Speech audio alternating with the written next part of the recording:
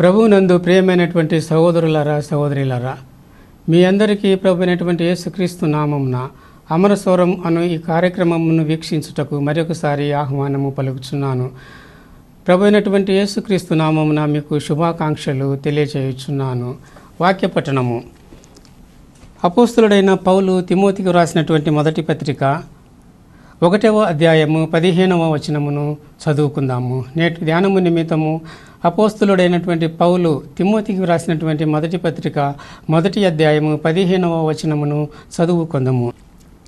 పాపులను రక్షించుటకు క్రీస్తు యేసు లోకమునకు వచ్చెను అను వాక్యము నమ్మదగినదియు పూర్ణాంగీకారమునకు యోగ్యమైనదియునయ్యున్నది.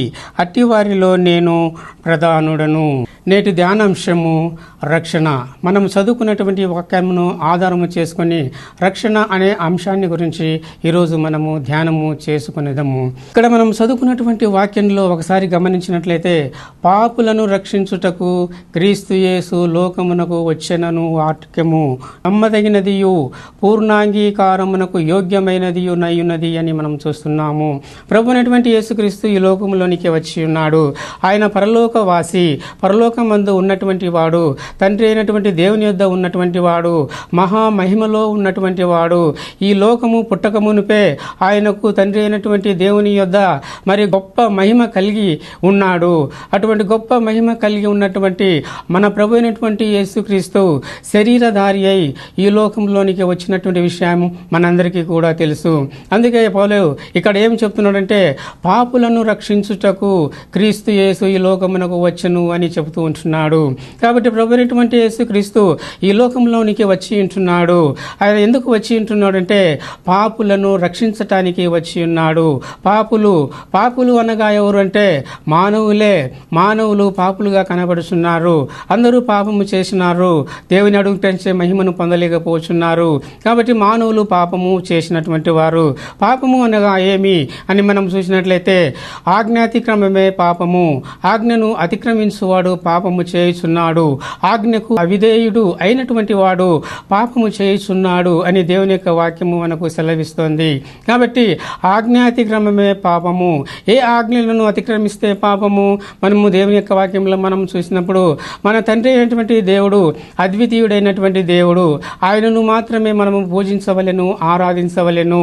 ఆయనను గాక మరి ఇతరత్ర ఎవరిని కూడా మనము ఆరాధించకూడదని దేవుని యొక్క వాక్యము ఆజ్ఞాపించుచున్నది. అదేవిధముగా మరి నిన్ను వల్లే నీ పొరుగు వాణిని ప్రేమించవలెనని దేవుడు మనల్ని ఆజ్ఞాపిస్తూ ఉంటున్నాడు. అదేవిధముగా మరి మీరు సహోదరులు ఒకరిని ఒకరు ప్రేమించుకునవలెనని దేవుడు మనకు ఆజ్ఞాపిస్తుంటున్నాడు. ఆ తరువాత తన కుమారుడైనటువంటి యేసుక్రీస్తును నమ్మవలెనని దేవుడు మానవులకు ఆజ్ఞాపిస్తూ ఉంటున్నాడు. కాబట్టి ఈ యొక్క ఆజ్ఞలన్నింటినీ కూడా దేవుడు మనకు ఇచ్చింటున్నాడు. ఆ తర్వాత నీ తండ్రి అయినటువంటి దేవుణ్ణి నీ పూర్ణ శక్తితోనూ, నీ పూర్ణ బలముతోనూ, నీ పూర్ణ వివేకంతోనూ ప్రేమింపవలెను. ఆయనను ఆత్మతోనూ సత్యముతోనూ ఆరాధింపవలెనని మరి దేవుడు మనకు ఆజ్ఞాపిస్తున్నట్లుగా మనం చూస్తుంటున్నాము. ఇక్కడ చెప్పబడినటువంటి ఆజ్ఞలన్నిటినీ కూడా మరి విరోధముగా నడుచున్నటువంటి వారు, ఈ ఆజ్ఞలను పాటించినటువంటి వారు, ఈ ఆజ్ఞలకు అవిధేయత చూపున్నటువంటి వారు పాపులుగా గుర్తింపబడుచున్నారు. ఈ ఆజ్ఞలకు అతిక్రమము చేయనటువంటి వారే పాపులు. ఈ ఆజ్ఞలను ఏమాత్రం కూడా లెక్క చేయకుండా దేవుడిచ్చినటువంటి ఆజ్ఞలను పెడచివిన పెడుతూ విననట్లు ఈ లోకంలో జీవిస్తూ పాపములోనే కొనసాగున్నటువంటి వారు, అవిధేయతలోనే కొనసాగున్నటువంటి వారు ఈ లోకంలో పాపులుగా మనము చూస్తుంటున్నాము. ఈ పాపులైనటువంటి వారికి మరణశిక్ష ఉంటున్నది. అనగా రెండవ మరణము, అది నరక శిక్ష. పాపము వలన వచ్చు జీతము మరణము. అయితే మన దేవుని యొక్క కృపావరము మన ప్రభు అయినటువంటి యేసుక్రీస్తునందు మనకు నిత్య జీవము అని దేవుని యొక్క వాక్యం సెలవిస్తున్నది. కాబట్టి పాపము వలన వచ్చేటటువంటి జీతము మరణము, అది రెండవ మరణము, అది నరక శిక్ష. కాబట్టి ఈ యొక్క నరక శిక్ష నుండి, ఈ రెండవ మరణము నుండి పాపులను రక్షించటానికి ప్రభు అయినటువంటి యేసుక్రీస్తు ఈ లోకంలోనికి వచ్చి ఉంటున్నాడు. అయితే ఎవరు పాపులు అని మనం చూసినట్లయితే ఏ భేదమును లేదు. అందరూ అందరూ పాపం చేసినారు, అందరూ పాపం చేసి దేవుడు అనుగ్రహించు మహిమను పొందలేకపోతున్నారు, దేవుడు అనుగ్రహించు రక్షణను పొందలేకపోతున్నారు. కాబట్టి ఏ భేదము లేకుండా ఏ లోకములో ప్రతి ఒక్క మానవుడు కూడా పాపిగా ఉంటున్నాడు అని దేవుని యొక్క వాక్యము సెలవిస్తుంది. కాబట్టి ఇటువంటి వారి కోసమే ప్రభు అయినటువంటి యేసుక్రీస్తు ఈ లోకములోనికి వచ్చి ఉన్నాడు. ఆయన ఎందుకు వచ్చి ఉన్నాడు? దేవుడు లోకమును ఎంతో ప్రేమించాడు కాగా తన అద్వితీయ కుమారునిగా పుట్టిన వాని యందు విశ్వాసముంచు ప్రతి వాడును నశింపక నిత్య జీవము పొందినట్లు దేవుడు మరి ఆయనను మనకు అనుగ్రహించినని దేవుని యొక్క వాక్యం చూస్తున్నాము. కాబట్టి దేవుడు మనల్ని ఎంతగానో ప్రేమించాడు. ఆయన ఎంతగానో ప్రేమించాడు. మనము ఆయన ఆజ్ఞలకు అతిక్రమము చేసినప్పుడు, ఆయన ఆజ్ఞలను పెడచివిన పెట్టినా కూడా, ఆయన ఆజ్ఞలకు విధేయులము కాకపోయినా కూడా, మరి మనము పాపులమైపోయినా కూడా దేవుడు మనలందరినీ కూడా ఎంతగానో ప్రేమిస్తున్నాడు. మానవులందరినీ కూడా ఆయన ఎంతగానో ప్రేమిస్తున్నాడు. వారిని నశించకూడదని దేవుడు ఉద్దేశించినాడు. ఆయన దయామయుడు, ఆయన జాలి గలవాడు, ఆయన వాత్సల్యం గలవాడు, ఆయన కృప గలవాడు, ఆయన ప్రేమ గలవాడు. ఆయన ప్రేమ మరి లెక్కింపజాలనిది, కొలత వేయుటకు సాధ్యము కానటువంటిది దేవుని యొక్క దివ్య ప్రేమ. ఆ ప్రేమ కలిగినటువంటి దేవుడు ఆ ప్రేమను మన పట్ల విస్తరింపచేసినాడు. దేవుడు ఆ ప్రేమతో మనలను ప్రేమించినాడు. మనలను ప్రేమించి మరి మనము నశింపకుండా ఉండాలి అని తన కుమారుడైనటువంటి యేసుక్రీస్తును ఈ లోకంలోనికి శరీరధారిగా పంపించినాడు. శరీరధారిగా పంపించి తన కుమారుడైనటువంటి యేసుక్రీస్తునందు విశ్వాసం ఉంచాలి అని, తన కుమారుడైనటువంటి యేసుక్రీస్తును నమ్మవలెనని మానవులందరికీ కూడా ఆయన ఆజ్ఞాపించి ఉన్నాడు. కాబట్టి ఈ యొక్క ఆజ్ఞను మానవులందరూ కూడా పాటించవలసిన వారుగా ఉన్నారు. ఈ ఆజ్ఞకు మానవులందరూ కూడా విధేయత చూపవలసిన వారుగా ఉన్నారు. కాబట్టి ఆ విధంగా యేసుక్రీస్తునందు విశ్వాసం ఉంచినట్లయితే ఆ ప్రభు అయినటువంటి యేసుక్రీస్తు నమ్మదగిన వాడు, నీతిమంతుడు కనుక ఆయన మన యొక్క పాపముల నుంచి ఆయన మనలను విడిపిస్తాడు, మనలను రక్షిస్తాడు. అందుకోసమే ఆయన ఈ లోకంలోనికి వచ్చినాడు. ఆయన శ్రమలను అనుభవించి సిలువ వేయబడి, సిలువ పైన మరణించి సమాధి చేయబడి, ఇదిగో తిరిగి 3వ దినమందు పునరుత్థానుడై లేచి పరలోకమునకు ఆరోహణమైనాడు, తిరిగి ఈ లోకంలోనికి రానయ్యున్నాడు. కాబట్టి ఈ విధంగా ప్రభు అయినటువంటి యేసుక్రీస్తునందు విశ్వాసం ఉంచినట్లయితే, నమ్మినట్లయితే ఇదిగో పాపులైనటువంటి వారు రక్షణ పొందేదరు అని దేవుని యొక్క వాక్యంలో మనము చూస్తూ ఉంటున్నాము. కాబట్టి ఈ యొక్క రక్షణ అనగా తప్పించుకొనుట అని చెప్పేసి మనం చూస్తుంటున్నాము. కాబట్టి ఈ దేని నుండి తప్పించుకొనుట? పాపము నుండి, ఆ యొక్క పాపం వలన వచ్చే మరణము నుండి, ఆ యొక్క నరక శిక్ష నుండి తప్పించుకొనుట అని చెప్పేసి మనం చూస్తున్నాము. అయితే మనకుగా మనము తప్పించుకోగలమా అంటే మనకుగా మనము ఈ యొక్క శిక్షలో నుంచి మనము తప్పించుకునలేము. అందుకే దేవుడు ప్రభు అయినటువంటి యేసుక్రీస్తును ఈ లోకములోనికి పంపించి ఉన్నాడు. ప్రభు అయినటువంటి యేసుక్రీస్తు మాత్రమే మానవులను వారి పాపముల నుండి విమోచించి వారి అపరాధములను క్షమించి, ప్రభు అయినటువంటి యేసుక్రీస్తు మాత్రమే మానవులను రక్షించగలడు, అనగా పరలోక రాజ్యమునకు వారసులుగా చేయగలడు. అందుకే తండ్రి అయినటువంటి దేవుడు తన కుమారుడైనటువంటి యేసుక్రీస్తును ఈ లోకంలోనికి పంపి ఉన్నాడు. అదే విధముగా ఈ రక్షణ అను మాటకు కాపుదల అనే అర్థము కూడా ఉంటున్నది. కాబట్టి కాపుదల కావలెను, పాపము నుండి మనలకు కాపుదల కావలెను. ఆ తర్వాత ఈ యొక్క నరకము నుండి మనకు కాపుదల కావలెను. ఈ అపరాధములు చేయకుండా మనకు కాపుదల కావలెను. దేవుని యొక్క సమాధానము మన యొక్క ఆలోచనలకు తలంపులకు ఎల్లప్పుడూ కావిలిగా ఉండి మనము పాపము చేయకుండా ఉండునట్లు దేవుడు మనలను కాపాడుతూ ఉండాలి. ఈ విధముగా మనము కాపాడబడుతూ ఉండటము రక్షణ అని దేవుని యొక్క వాక్యంలో మనము చూస్తుంటున్నాము. ఇంకా రక్షణ అనగా సురక్షితము అని మనము చూస్తుంటున్నాము.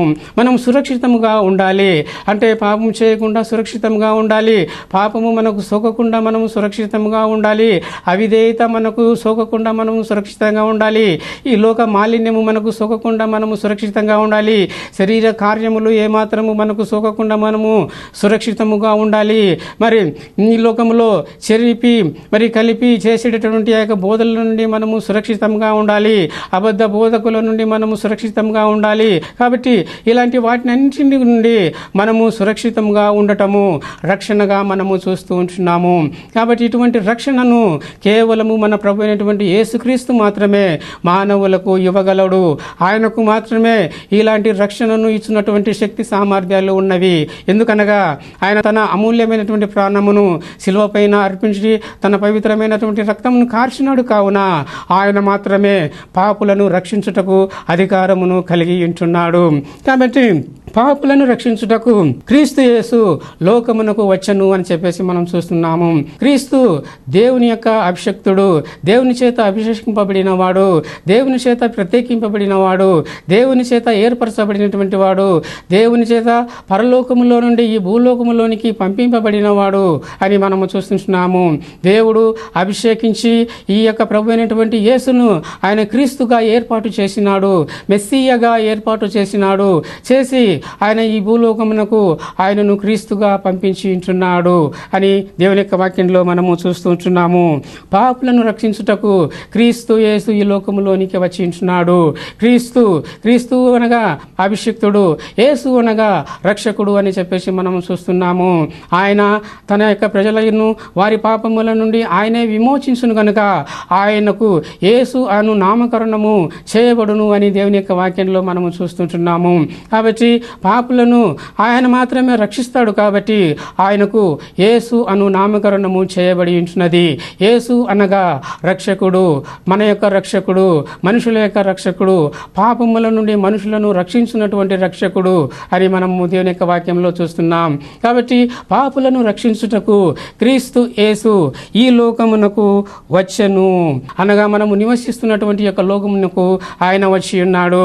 మొట్టమొదట మనము చూసినట్లయితే దేవుడు పరలోకములో నుండి ఈ యొక్క లోకమును చూసినప్పుడు ఈ యొక్క లోకము ఎంతో చెడిపోయినటువంటిదిగా దేవుని దృష్టిలో ఈ లోకము కనబడి ఉన్నది. అదే విధంగా మానవుల యొక్క తలంపులలోని ఊహ అంతయు కూడా కేవలము చెడ్డదిగా దేవునికి కనిపించి ఉన్నది. కాబట్టి ఈ లోకమంతా కూడా చెడిపోయి ఉన్నది. ఈ లోకమంతా కూడా పాపముతో నిండిపోయి ఉన్నది. కారణం ఏమంటే ఈ లోకములో సాతాను ఉన్నాడు. ఈ లోకము సాతాను అధికారం క్రింద ఉన్నది. ఈ లోకములో ఉన్నవన్నీ కూడా సాతాను యొక్క అధికారం క్రింద ఉన్నవి. ఈ లోకము పైన సాతాను అధికారం కలిగి ఉన్నాడు. ఈ లోకము సాతానుకు అప్పగింపబడి ఉన్నది. కాబట్టి వాడు మానవుల యొక్క ఆలోచనలను చెరిపివేస్తూ ఉన్నాడు. మానవుల యొక్క ఆలోచనలను దేవునికి విరోధముగా మలుస్తూ ఉంటున్నాడు. దేవుని యొక్క ఆజ్ఞలకు అవిధేయులుగా మానవుల యొక్క ఆలోచనలను వాడు మార్చివేస్తున్నాడు. మానవులను ఆలోచనలలో తప్పుడు మార్గంలోనికి సాతాను నడిపిస్తూ ఉంటున్నాడు. సాతాను చాలా శక్తిమంతుడు, చాలా శక్తి గలవాడు. వాడు ఎంతటి శక్తి గలవాడు అంటే ఈ ప్రపంచంలో ఉన్నటువంటి 850 కోట్ల మంది ప్రజలలో ఒకేసారి చెడు తలంపులు చేయగలిగినటువంటి శక్తి గలవాడు సాతాను. కాబట్టి ఆ యొక్క సాతాను మానవుల యొక్క హృదయంలో ఉన్నటువంటి ఆలోచనలన్నింటినీ కూడా చెరిపివేస్తున్నాడు. ఆ ఆలోచనలన్నింటినీ కూడా దేవునికి విరోధముగా మలుస్తూ ఉన్నాడు. సాతాను కంటికి కనిపించినటువంటి వాడు కాడు. అందుచేత వానిని ఎవరినూ గుర్తించలేకపోతున్నారు. వాడు కలిగిస్తున్నటువంటి ఆలోచనలను మానవులు గ్రహించలేకపోతున్నారు. అందుచేతనే మానవులు పాపము చేస్తున్నారు. పాపము చేసి దేవుడు అనుగ్రహించిన మహిమను పొందలేకపోతున్నారు, రక్షణ పొందలేకపోతున్నారు, దేవునికి దూరస్తులైపోతున్నారు. కావున దేవుడు లోకమును ఎంతో ప్రేమించినాడు. కాబట్టి తన కుమారుడైనటువంటి యేసుక్రీస్తును ఈ లోకములోనికి పంపించి ఆ యొక్క సాతాను మరి ఏ విధంగా అయితే మానవులను దేవునికి దూరముగా చేస్తూ ఉన్నాడో ఆ విధంగా దూరమైపోయినటువంటి మానవులను తనకు సమీపస్తులుగా చేసుకున్నటకు క్రీస్తు యేసును దేవుడు ఈ లోకములోనికి పంపినాడు. ఆయన యేసుక్రీస్తుని ఈ లోకములోనికి పంపి తన యొక్క శిలువ రక్తము చేత సంధి చేసి ఆ శిలువ రక్తం ద్వారా దేవుడు మనతో కూడా మనలను దేవునితో సమాధానపరుచుకొని ఉన్నాడు. ఆ విధంగా దేవుడు మన యొక్క హృదయంలోనికి ప్రవేశించి ఉన్నాడు. తన యొక్క కుమారుని మన హృదయంలోనికి మరి పంపించుంటున్నాడు. దేవుని యొక్క వాక్యము మన హృదయంలోనికి వచ్చి ఉంటున్నది. దేవుని యొక్క వాక్యము మన యొక్క నోటిలోనికి వచ్చి ఉంటున్నది. దేవుని యొక్క వాక్యము మన యొక్క ఆలోచనలోనికి వచ్చి ఉంటున్నది. ఈ విధముగా దేవుని యొక్క వాక్యము మన యొక్క ఆలోచనలోనికి వచ్చి ఉన్నందువలన సాతాను ఇక ఏమాత్రం కూడా మన యొక్క ఆలోచనలను చెరిపివేయటానికి ఆస్కారం లేకుండా పోయింది. మన యొక్క ఆలోచనలను దేవునికి వ్యతిరేకంగా త్రిప్పటానికి, మన యొక్క ఆలోచనలలో మనము తప్పిపోకుండా ఉండటానికి, మన యొక్క ఆలోచనల ద్వారా మనము పాపము చేయకుండా ఉండటానికి మన యొక్క హృదయంలో ఆయన నివాసం చేస్తూ ఉన్నాడు. దేవుని యొక్క వాక్యాన్ని మన యొక్క హృదయంలో నింపి ఉంటున్నాడు. మనము దేవుని యొక్క వాక్యాన్ని మన హృదయంలో నింపుకొని ఉన్నాము. యేసుక్రీస్తును మన యొక్క హృదయంలో కలిగి ఉన్నాము. యేసుక్రీస్తును కలిగి మనము జీవిస్తున్నాము. కాబట్టి ఇక సాతాను మన యొక్క హృదయంలోనికి వచ్చుటకు ఏమాత్రం కూడా ఆస్కారం లేదు. మన యొక్క తలంపులను ఆలోచనలను చెరిపివేయుటకు ఏమాత్రం కూడా ఆస్కారము లేదు అని చెప్పేసి మనం చూస్తున్నాం. కాబట్టి ఆ విధంగా చేయుటకు ప్రభు అయినటువంటి యేసుక్రీస్తును దేవుడు ఈ లోకంలోనికి పంపించున్నాడు. కావున పాపము చేయనటువంటి వారు తాము పాపము చేస్తున్నామని, మరి తాము పాపము చేయుటకు కారణము సాతానే అని, పాపము చేయవలనటువంటి ఆలోచనను తమలో కలిగిస్తున్నటువంటి వాడు అపవాది అయినటువంటి సాతాను అని మానవులు గుర్తించవలెను. వారు గుర్తించవలెనంటే దేవుని యొక్క సువార్తను వినవలెను, దేవుని యొక్క వాక్యమును చదవవలెను, సువార్థికులు చెప్పుచున్నటువంటి మాటలను, సంఘ కాపరులు చెప్పుచున్నటువంటి మాటలను వినవలెను. ఆ విధంగా వినుట ద్వారా వారికి యేసుక్రీస్తు పైన విశ్వాసం కలుగుతుంది. వారి హృదయాలలో పశ్చాత్తాపం కలుగుతుంది. వారు తమకు తాముగా పాపులమని గ్రహిస్తారు. అదుగో ఆ సైతానును గుర్తిస్తారు. తమను చెరిపివేసినది, తమను దేవునికి అవిధేయులుగా మార్చినది సైతాను అని వారు గుర్తిస్తారు, గ్రహిస్తారు. గ్రహించి ఇదిగో ప్రభు అయినటువంటి యేసుక్రీస్తు నామమందు విశ్వాసం ఇచ్చి ఆయనను నమ్ముకొని ఆ బాప్తిజం పొంది రక్షణ పొందుతారు. ఆ విధంగా రక్షణ పొందుట వలన ఈ యొక్క సైతాను నుండి, వాని యొక్క శక్తి నుండి వారు కాపాడబడతారు, తప్పించబడతారు, రక్షించబడతారు అని దేవుని యొక్క వాక్యంలో మనం చూస్తుంటున్నాము. కాబట్టి రక్షణ పొందినటువంటి వారు ఇదిగో సువార్తను వినవలెను, సువార్తను నమ్మవలెను, సువార్తను హృదయంలో అంగీకరించవలెను. ప్రభు అయినటువంటి యేసుక్రీస్తును సొంత రక్షకునిగా అంగీకరించి ఆయన శిశువులో కార్చినటువంటి రక్తంతో తమ యొక్క పాపములను శుద్ధి చేసుకుని పవిత్రులుగా మార్చబడవలెనని దేవుని యొక్క వాక్యంలో మనము చూస్తున్నాము. అందుకే పాపులను రక్షించుటకు క్రీస్తు యేసు లోకమునకు వచ్చి ఉంటున్నాడు. ఇంకా లోకంలో ఏముంటున్నది?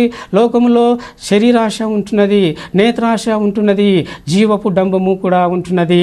కాబట్టి ఈ శరీరాశ చాలా ప్రమాదకరమైనది, ఈ యొక్క నేత్రాశ చాలా ప్రమాదకరమైనది, ఈ జీవపు డంబం కూడా చాలా ప్రమాదకరమైనది.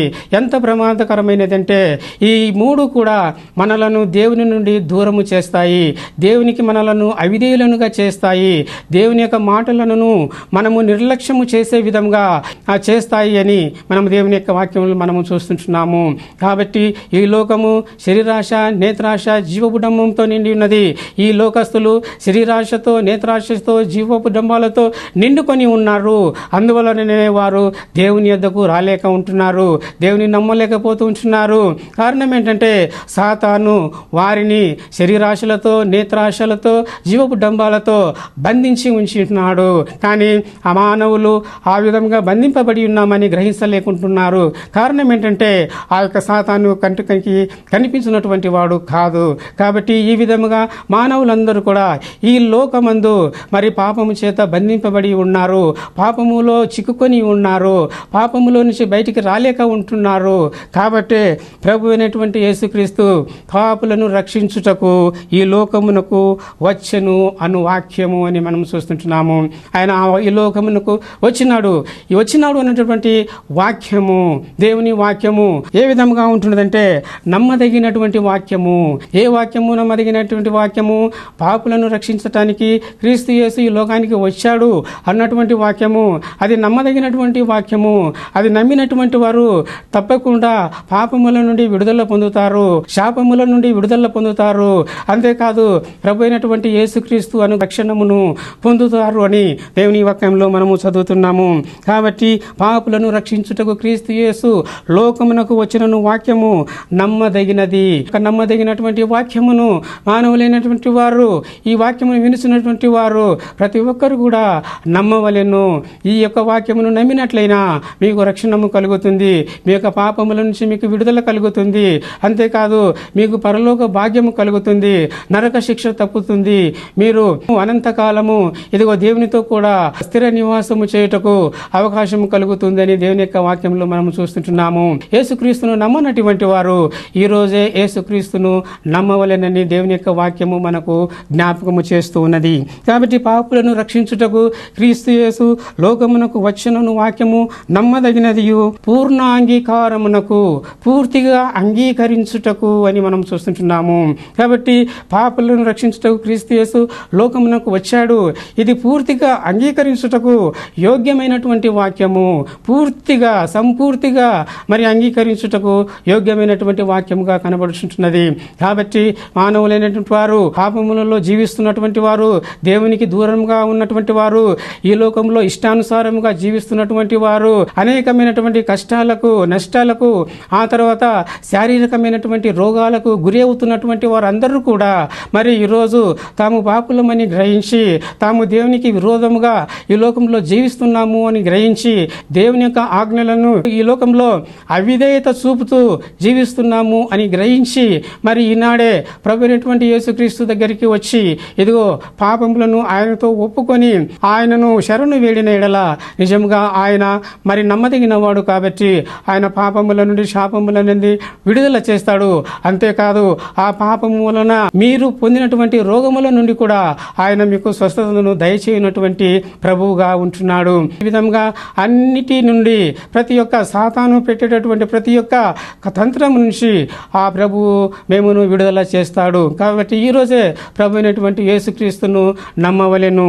పాపులను రక్షించుటకు క్రీస్తు యేసు లోకమునకు వచ్చెనను వాక్యము నమ్మదగినది, పూర్తిగా అంగీకరించవలెను. ప్రభు అయినటువంటి యేసుక్రీస్తు యొక్క వాక్యమును అంగీకరించవలెను. ఎందుకనగా ఇది అంగీకరించుటకు యోగ్యమైనటువంటి వాక్యము. పాపులను రక్షించుటకు క్రీస్తు యేసు లోకమునకు వచ్చినను వాక్యము పూర్ణ అంగీకారమునకు యోగ్యమైనటువంటి వాక్యము. ఇది ఎంతో యోగ్యమైనటువంటి వాక్యము, మనలను యోగ్యులనుగా చేసేటటువంటి వాక్యము. ప్రభు అయినటువంటి యేసుక్రీస్తుతో సహవాసం చేయుటకు యోగ్యులనుగా చేస్తుంది. పరిశుద్ధాత్మతో కలిసి నడిచేందుకు మనలను యోగ్యులనుగా చేస్తుంది. సంఘ సహవాసములో నడుచుటకు మనలను యోగ్యులనుగా చేస్తుంది. ప్రభు యొక్క శరీరమును తిని ఆయన రక్తమును త్రాగి ఆయన యొక్క మరణ పునరుత్థానములను జ్ఞాపకం చేసుకున్నటకు మనలను యోగ్యులనుగా చేస్తుంది. ఇదిగో ఆయనను ఆత్మతోనూ సత్యంతోనూ ఆరాధించుటకు మనలను యోగ్యులనుగా చేస్తుంది. అంతేకాదు ఈ లోకంలో ఆయన యొక్క మరణమునకు, ఆయన యొక్క పునరుత్థానానికి సాక్షులముగా ఉండేటందుకు మనలను యోగ్యులనుగా చేస్తుంది. అందుకే ఈ వాక్యము పూర్ణ అంగీకారమునకు యోగ్యమైన వాక్యముగా ఉంటున్నదని చెప్పేసి పౌలు ఇక్కడ మనకు చెబుతూ ఉంటున్నాడు. ఈ వాక్యం వింటున్నటువంటి సహోదరి సహోదరులారా, మీరు ఈ యొక్క వాక్యమును అంగీకరించినారా? మీరు ఈ యొక్క వాక్యమును నమ్మినారా? నమ్మకపోతే ఈరోజే నమ్మండి, అంగీకరించకపోతే ఈరోజు అంగీకరించమని ప్రభువును బట్టి మిమ్మను బ్రతిమాలుచూ ఉన్నాను. పాపులను రక్షించుటకు క్రీస్తు యేసు లోకమునకు వచ్చెను. కాబట్టి పాపులు అనగా ఎవరు పాపులు అని దేవుని యొక్క వాక్యంలో మనం చూసినట్లయితే రోమీలకు రాసిన పత్రిక 3వ అధ్యాయము 23వ వచనంలో మనము చదివినప్పుడు, ఏ భేదమును లేదు, అందరూ పాపము చేసి దేవుడు అనుగ్రహించు మహిమను పొందలేకపోవచ్చున్నారు. కాబట్టి నమ్మువారు ఆయన కృపచేతనే క్రీస్తు యేసునందలి విమోచనము ద్వారా ఉచితముగా నీతిమంతులని తీర్చబడుచున్నారని ఇక్కడ మనం చూస్తున్నాము. కాబట్టి పాపులను రక్షించుటకు ఆయన ఈ లోకంలోనికి వచ్చినారు. అయితే ఎవరు పాపులు అంటే మానవులే పాపులు. ఏ భేదమును లేదు, ఒక ప్రాంత భేదము లేదు, ఒక దేశ భేదము లేదు. ప్రపంచంలో ఉన్నటువంటి ప్రతి మానవులు కూడా పాపము చేసినారు. అందరూ కూడా పాపము చేసి దేవుడు అనుగ్రహించినటువంటి మహిమను, రక్షణను, విమోచనమును వారు పొందలేకపోతున్నారని దేవుని యొక్క వాక్యము మనకు సెలవిస్తుంది ఉంటుంది. ఇంకా మనము చూసినట్లయితే మరి అపోస్తుల కార్యములు మనం చూసినప్పుడు మరి ఏ నామమున కూడా రక్షణ కలగదు. ఆకాశం క్రింద ఇవ్వబడినటువంటి మరి ఏ నామమున కూడా రక్షణ కలగదు. ఈ నామముననే మనము రక్షణ పొందవలెనని దేవుని యొక్క వాక్యం సెలవిస్తున్నది. అనగా యేసు నామమున మాత్రమే మనకు రక్షణ కలుగుతుంది. ఇతరత్ర ఏ నామమున కూడా మనకు రక్షణ కలగదు. అనగా పాప విమోచనము కలగదని దేవుని యొక్క వాక్యంలో మనము చూస్తుంటున్నాము. అదే విధముగా పౌలు ఏమంటున్నాడు? సువార్తను గురించి నేను సిగ్గుపడువాడను కాను. ఎందుకనగా సువార్త నమ్ము ప్రతి వానికి కూడా రక్షణ కలుగజేయుటకు అది దేవుని శక్తి అయి ఉంటున్నదని పౌలు చెబుతుంటున్నాడు. కాబట్టి సువార్త దేవుని యొక్క శక్తి. ఆ శక్తి మనలను మన యొక్క పాపముల నుంచి విమోచిస్తుంది, మన యొక్క అపరాధముల నుంచి మనల్ని విమోచిస్తుంది. ఆ శక్తి ద్వారా మనము రక్షణ భాగ్యమును పొందుతామని దేవుని యొక్క వాక్యంలో మనం చూస్తుంటున్నాము. ఇంకా దేవుని యొక్క వాక్యం ఏం చెప్తుంది? వాక్యము నీ దగ్గరికి వచ్చింది, అది నీ నోట ఉన్నది, నీ హృదయంలో ఉన్నది. అది విశ్వాస వాక్యము అని దేవుని యొక్క వాక్యంలో మనం చూస్తుంటున్నాము. విశ్వాస వాక్యమే సువార్త అని దేవుని యొక్క వాక్యంలో మనము చదువుతుంటున్నాము. అందుకనగా దేవుని యొక్క వాక్యం ఏం చెప్తుందంటే, యేసు ప్రభు అని నీ నోటితో ఒప్పుకొని దేవుడు ఆయనను మృతులలో నుండి లేపాడని నీ హృదయమందు విశ్వసించిన యెడల నీవు రక్షింపబడుదువు అని దేవుని యొక్క వాక్యం సెలవిస్తుంది. యేసు ప్రభు అని నీ నోటితో ఒప్పుకోవాలి. ఆయన ప్రభుత్వానికి నీవు లోబడి ఉండాలి. అదే విధంగా దేవుడు ఆయనను మృతులలో నుండి లేపాడని నీవు విశ్వసించాలి. ఆయన శిలువ పైన మరణించి సమాధి చేయబడి అదిగో 3వ దినం ముందు తిరిగి పునరుద్ధరణై లేచినాడని నీవు నమ్మాలి. ఆ విధంగా నమ్మి యేసు ప్రభువును నువ్వు నోటితో ఒప్పుకుని నీడలా నీకు రక్షణ కలుగుతుంది. ఇంకా దేవుని యొక్క వాక్యం ఏం చెబుతుందంటే, ప్రభువు నామమును బట్టి ప్రార్థన చేయువాడు ఎవడో వాడు రక్షింపబడును అని దేవుని యొక్క వాక్యము సెలవిస్తుంది. కాబట్టి ఎవరైతే సువార్తను వింటారో, ఆ సువార్త ద్వారా ఎవరైతే యేసుక్రీస్తుని గురించి తెలుసుకుంటారో, యేసుక్రీస్తుని గురించి తెలుసుకొని ఇదిగా హృదయంలో నొచ్చుకొని పశ్చాత్తాపడతారో అటువంటి వారు ప్రార్థన చేస్తారు. పాపము విమోచన కొరకు, పాపము నుండి రక్షింపబడుటకు, నరక శిక్ష నుండి తప్పించుకొనుటకు అటువంటి వారు ప్రార్థన చేస్తారు. ఆ విధంగా ప్రార్థన చేయనటువంటి వారు మరి రక్షింపబడతారని దేవుని యొక్క వాక్యము మనకు సెలవిస్తుంది. అదేవిధంగా మనం చూసినట్లయితే దేవుని యొక్క వాక్యంలో తెస్సలోనికీయులకు రాసినటువంటి 2వ పత్రిక 2వ అధ్యాయము 13వ వచనములో మనము చూసినట్లయితే, ఆత్మ పరిశుద్ధపరచుట వలన సత్యమును నమ్ముట వలన మీకు రక్షణ కలుగుతుంది అని చెప్పేసి మనం చూస్తుంటున్నాము. దేవుని యొక్క పరిశుద్ధాత్మ మనలను పరిశుద్ధపరుస్తుంది. ఆ తర్వాత మనము సత్యమును నమ్ముచున్నాము, అందువలన మనము రక్షణ పొందుచున్నాము అని దేవుని వాక్యంలో మనం చూస్తుంటున్నాము. కాబట్టి ఆత్మ మనలను పరిశుద్ధపరుస్తుంది. మన యొక్క పాపం నుండి, మన యొక్క శాపముల నుండి ఆత్మ మనలను పరిశుద్ధపరుస్తుంది, మరి కడుగుతుంది అని చెప్పేసి మనం చూస్తుంటున్నాము. ఆత్మ ద్వారా పరచబడవలెను. ఆ తర్వాత సత్యమును నమ్మవలెను. దేవుడు సత్యము, మన ప్రభు అయినటువంటి యేసుక్రీస్తు సత్యము, ఆయన వాక్యము సత్యము. కాబట్టి యొక్క సత్యమును నమ్ముట వలన రక్షణ కలుగుతుంది. పరిశుద్ధాత్మ పరిశుద్ధపరచబడటం వలన రక్షణ కలుగుతుంది అని దేవుని యొక్క వాక్యంలో మనము చూస్తూ ఉంటున్నాము. అదేవిధంగా తిమోథీయులకు రాసిన 2వ పత్రిక మరి 4వ అధ్యాయము 18వ వచనంలో మనం చూసినట్లయితే మరి దేవుని యొక్క వాక్యం ఈ విధంగా సెలవిస్తుంది. ప్రభువు ప్రతి దుష్కార్యం నుంచి నన్ను తప్పించి తన యొక్క పరలోక రాజ్యమునకు వారసునిగా చేయును అని వాక్యము మనకు సెలవిస్తూ ఉంటుంది. కాబట్టి దేవుడు మనలను రక్షణ పొందుటకే పిలిచించున్నాడు. అదేవిధంగా దేవుడు మనుషులందరికీ రక్షకుడు. విశేషముగా మన రక్షింపబడినటువంటి మనకు దేవుడు రక్షకుడు అయింటున్నాడని దేవుని యొక్క వాక్యము మనకు సెలవిస్తుంది.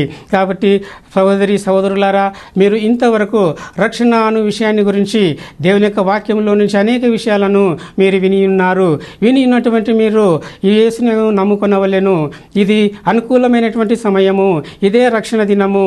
ఈ సమయము పోతే మళ్ళీ రాదు, ఈ దినము పోతే మళ్ళీ రాదు. కావున ఈ సమయం అందే మీరు రక్షణ పొందవలెను, ఈ దినం అందే రక్షణ పొందవలెను. ఆ విధంగా మీరు రక్షణ పొందుటకు ప్రభువు మీకు సహాయము చేయునుగాక. ప్రార్థన చేయుదము. పరలోకమందున్న మా తండ్రి, మీ ఘనమైన నామమునకు యేసుక్రీస్తు ద్వారా కృతజ్ఞతాస్తులు సమర్పిస్తున్నాము.